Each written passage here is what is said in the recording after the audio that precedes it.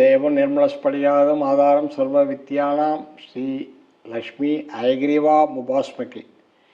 Pooja room எப்படி அமைக்கணும், எப்படி இருக்கணும்னு சில விஷயங்கள் இருக்குது. மேற்குலேருந்து கிழக்கை பார்த்து இருக்கணும், அதுதான் மெயின் டைரக்ஷன்ஸு. அது வீட்டினுடைய வடக்கு கிழக்கு வடகிழக்கு திசையில் இருக்கிறது பெஸ்ட்டு. தெற்கு பக்கம் தென்மேற்கு திசையில் பூஜா ரூம் இருந்தோன்னா அந்த பூஜை ரூம் சரியாக வேலை செய்யாது. அது கொஞ்சம் பிரச்சனைகள் இது வரும். ரெண்டாவது முக்கியமான விஷயம் எந்த இடத்துல இருக்கிறது மேற்கு திசையிலேருந்து கிழக்கை பார்த்த மாதிரி இருக்கலாம், கிழக்கு வடக்கு கிழக்கு இந்த திசையில் வைக்கிறது பெஸ்ட்டு. பூஜா ரூம் கொஞ்சம் பெருசாக, ஓரளவுக்கு பெருசாக இருக்கும். சில பேர் பூஜா ரூமில் பூஜா ரூமையும் கிச்சனையும் பக்கத்தில் வச்சுருப்பாங்க. பூஜா ரூம் கிச்சன் அவங்க வசதி இல்லைன்றது வைக்கிறாங்க, அது வேறு விஷயம். ஆனால் உங்களுடைய முதுகு பூஜா ரூமை பார்க்கக்கூடாது. உங்கள் முதுகு பூஜா ரூமை பார்த்துச்சுன்னா பூதேவி அங்கே உட்காந்துருவா, பூஜை ரூம் வேலை செய்யாது. ஸோ அது ரொம்ப ரொம்ப முக்கியமாக பார்க்க வேண்டிய ஒரு விஷயம். அந்த முதுகு பார்க்காத மாதிரி அந்த பூஜை ரூம் உள்ளே போனாலும் சரி வெளியே வந்தாலும் சரி உங்கள் முதுகு பூஜையை பார்க்கக்கூடாது, பூஜையில் இருக்கிற இதுவை பார்க்கக்கூடாது. அது வரைக்கணும். பூஜையில் என்னென்ன வைப்பாங்கன்னு பார்க்கலாம். நிறைய பேர் எல்லோரும் எங்கள் வீட்டில் நாங்கள் பிள்ளையார் தான் அதிகமாக வச்சுருப்போம். பிள்ளையார் சிலை, சின்ன சிலை, பெரிய சிலை, அந்த சிலை இந்த சிலை வைப்போம்.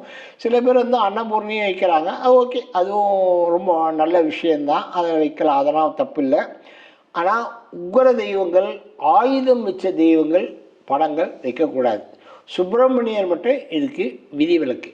அது வேல் வச்சு வைக்கலாம், அதனால் தப்பு. ஆனால் அந்த வேல் அவரை தலைக்கு மேலே இருக்கக்கூடாது, தலைக்கு கீழே இருக்கணும் அந்த வேலோட முனை. உக்ர தெய்வங்கள் படங்கள் எதுவுமே வைக்கக்கூடாது. ஈவன் நரசிம்மரே வைக்கக்கூடாது.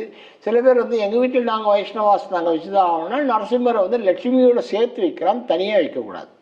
நரசிம்மர் தனியாக வச்சிங்கன்னா உங்களுக்கு பிரச்சனைகள் அதிகமாக வரும், சேர்த்து வைக்கலாம். உக்ர தெய்வங்கள் படங்கள் எதுவுமே வைக்கக்கூடாது. ஒன்று, எப்போவுமே பூஜை ரூமில் வெள்ளருக்கு விநாயகர் கம்பல்சரியாக வைக்கணும். அது ரொம்ப உங்களுடைய எல்லா கெட்ட சக்திகளையும் கெட்ட விஷயங்களையும் பூஜையின் போது வெளியே எடுத்துவிடும். ரெண்டாவது, மயில் தொகை கம்பல்சரியாக பூஜையில் வைக்கணும். பூஜையில் மயில் தொகை வச்சுன்னா தான் அந்த இது இழுத்து கொடுக்கும். அதே மாதிரி காமாட்சி விளக்குக்கு அடியிலையோ இல்லை சைட்லேயோ உங்களுக்கு தர்பையை இது பண்ணணும்.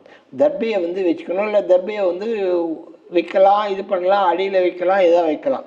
ஆனால் தர்பை வச்சிங்கன்னா உங்களுக்கு அந்த இறைவனுக்கு உங்களோட வேண்டுதல்கள் கம்யூனிகேட் ஆகும். ஸோ அது ரொம்ப விசேஷம். பூஜை ரூமில் பூஜை ரூம்லேயே பூஜை இந்த பக்கம் பண்ணுவாங்க, இந்த பக்கம் ஆயில் வைப்பாங்க, கற்பூரம் வைப்பாங்க, அந்த மாதிரிலாம் வைக்கக்கூடாது. இல்லை ஒரு தடுப்பு வச்சுட்டு தடுப்பு வச்சு இந்த பக்கம் வச்சுக்கலாம், அதை பற்றி ப்ராப்ளம் இல்லை. ஆனால் ஒரே இடத்துல பூஜையும் ஆயிலும் பக்கத்தில் வைக்கக்கூடாது. ரெண்டாவது, திருநீறு குங்கெல்லாம் கூட வைக்கக்கூடாது. ஜென்ரலாக அது தனியாக வைக்கிறது பெட்டர். இதையும் அதையும் சேர்க்கக்கூடாது. இல்லைன்னா ஒரு தடுப்பு வச்சுக்கோங்க, தடுப்பு மூடி வச்சுட்டு அது அந்த பக்கம் வச்சுக்கோங்க, இது இந்த பக்கம் வச்சுக்கோங்க, நீங்கள் பண்ணலாம். பூஜை நேரடியாக பார்க்குற மாதிரி இருக்கணும், அதுதான் ரொம்ப விசேஷம். மகாலட்சுமி படம், இந்த மாதிரி நல்ல சாத்வீகமான தெய்வங்களுடைய படங்கள் பூஜையில் வைக்கிறது ரொம்ப ரொம்ப விசேஷம். அது நீங்கள் ரெகுலராக பார்த்து அதை வைக்கிறது ரொம்ப ஆகுது. சில பேர் என்ன பண்ணுவாங்க தெரியுங்களா, பூஜையில் என்ன பண்ணுவாங்க, கீழே ஒரு ஸ்லாப் மாதிரி ஒன்று வைப்பாங்க. வச்சுட்டு அதுக்கு கீழே நவரத்தனங்கள், வாசனை திரவியங்கள், மூலிகைகள், நாயுருவியுடைய வேறு செடிகள் வைப்பாங்க, இல்லை வைப்பாங்க, அதை வச்சு பண்ணுவாங்க. அது ரொம்ப வச்சோம். வாஸ்துவில் எவ்வளோ பிரச்சனை வந்தாலும் நீங்கள் சங்கு ஒன்று வச்சு பூஜையில் பண்ணிவிட்டு சங்கு பூஜை வாஸ்து பிரச்சனைகளுக்கு சங்கு பூஜை பெருசு. ஏன்னா வாஸ்துவில் சங்கு வச்சுட்டிங்கன்னா உங்களுக்கு எல்லா பிரச்சனையும் சால்வ் ஆகிடும். சங்கு வாசலில் வைக்கிறது, அது ஒரு மணல் தட்டு வச்சு தட்டில் மணல் வச்சு மணல் மேலே அதை வைக்கலாம். சில பேர் அச்சதை வைப்பாங்க. அச்சதைன்னா அந்த அரிசியில் மஞ்சள் தடவி அதை வச்சு அது மேலே வைப்பாங்க. வாஸ்து கம்பல்சரியாக சங்கு வைக்கிறது ரொம்ப ரொம்ப பெஸ்ட்டு. சங்கு பூஜையில் வச்சிங்கன்னா உங்களுக்கு எல்லா விதமான சுபிட்சங்களும் எல்லா விதமான எந்த சுபிட்சங்களும் உங்களை தேடி வரும். மகாலட்சுமியோட கடாட்சம் உங்களுக்கு தேடி வரும். எந்த கெட்ட சக்தியும் உள்ளே வராது. பூஜை பண்ணும்போது எந்த சக்தியும் உள்ளே வராது. சில பேர் கலசம் வைப்பாங்க. கலசம் வச்சாங்கன்னா தண்ணி வச்சு கோமையை வச்சு கலசத்தில் வச்சு அது மேலே சில ஐட்டங்கள், வாசனை ஐட்டங்கள், கிராம்பு, ஏலக்காய், அந்த மாதிரி ஐட்டங்கள்லாம் போட்டு சில வாசனை ஐட்டங்கள்லாம் போட்டு அது மேலே தேங்காய் வைப்பாங்க. அமாவாசையோ இல்லை பௌர்ணமியோ அதை ரெகுலராக மாற்றியே வந்தீங்கன்னா பூஜை ரூம் பக்காவாக வேலை செய்யும். ஸோ பூஜை பண்ணும்போது உங்களுக்கு அந்த தெய்வம் உங்களுடைய உங்களை பார்க்கணும், உங்களுடைய இது பண்ணிக்கணும், உங்களுடைய வேண்டுதலை வந்து கேட்கணும். அந்த மாதிரி பண்ணணும்னா கலசம் வைக்கிறதும் சங்கு வைக்கிறதும் ரொம்ப பெஸ்ட்டு. ஆக்சுவலாக மயில் தொகை வைக்கிறது, தர்பை வைக்கிறது இதெல்லாம் வந்து ரொம்ப ரொம்ப பவர்ஃபுல்லான விஷயங்கள். இது இல்லாமல் சில பேர் சொல்லுவாங்க காமாட்சி விளக்குகள்லாம் அடியில் வந்து தன ஆகர்ஷண பெரிய காமாட்சி விளக்கு வைப்பாங்க. அதில் வந்து தன ஆகர்ஷண எந்திரத்தை உள்ளே வைப்பாங்க. அது மேலே ஒரு அகல் வச்சு அந்த அகலில் வந்து எண்ணெய் ஊற்றி வைப்பாங்க. ஏன்னா ஃபுல்லாக எண்ணெய் ஊற்றினா உங்களுக்கு நம்ம கட்டுப்படி ஆகாது. அதெல்லாம் அதை வச்சு பூஜை பண்ணுவாங்க. பூஜைன்றது ரொம்ப பவர்ஃபுல்லான விஷயம். பூஜையை வந்து ஒருத்தரோட பூஜை ரூம் எப்படி இருக்கோ அவங்களோட மொராலிட்டி எப்படி இருக்குன்னு கண்டுபிடிச்சிடலாம். அவங்களுடைய நல்லொழுக்கம், கேரக்டர் எல்லா திங்ஸும் வந்து பூஜை ரூமை பார்த்து தான் கண்டுபிடிக்கணும். ஸோ பூஜைன்றது ஒரு முக்கியமான ஒரு விஷயம்.